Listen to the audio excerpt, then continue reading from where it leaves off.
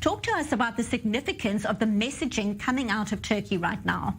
I don't know if it's significant, Benita, because Recep Tayyip Erdogan has been known to say one thing one day and something very different the next day. So obviously, if this goes forward and it stands the test of time and it proves to be sustainable and he proves to be consistent, obviously it's a very big deal for Turkey and Armenia to normalize relations, for there to be direct flights, maybe over time for the border to open and so forth, and maybe, just maybe over time, some kind of broader reconciliation, of course, over the events of 100 years ago, and maybe not just that. The problem is, and who better to know this than those of us sitting here in Israel, is that Recep Tayyip Erdogan is often, to say the least, not so consistent. So he may go forward with this normalization today and may change his mind tomorrow. And it really raises the question of just how consistent he's going to be, just how much he sees this as a real strategic turning point for his country. Obviously, he sees it as momentarily in his interest to move forward with this, and to be seen as moving forward with this, and the Armenians see it as being in their interest to do the same. The Azerbaijanis, again, maybe differently than they were in the last round of talks between Turkey and Armenia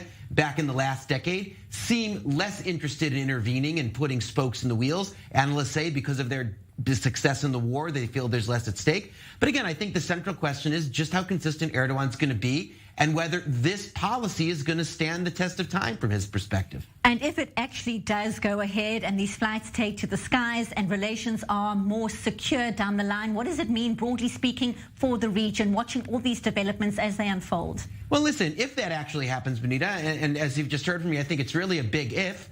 Look, it potentially helps Armenia, analysts say, because Armenia is almost entirely reliant at this point on Russia and on Vladimir Putin for their country's defense and their country's diplomatic standing. They're not all that happy with this situation, and they see an opportunity maybe to balance Russia against Turkey, maybe to give Turkey an incentive not to support Azerbaijan entirely. Again, I'm a little bit skeptical of that. I mean, you look at the rhetoric coming out of Ankara and of Baku every time there's a visit between the two countries, talking about one nation and two states. If that's the way Turkey and Azerbaijan look at their relationship, what exactly does Armenia think that it would be able to do to actually use Turkey as some kind of balance and foil against Russia? So I'm a little bit skeptical of that logic as well. That said, Armenia did lose the war in a major way, and they see this as one of their only ways of getting out of that hole.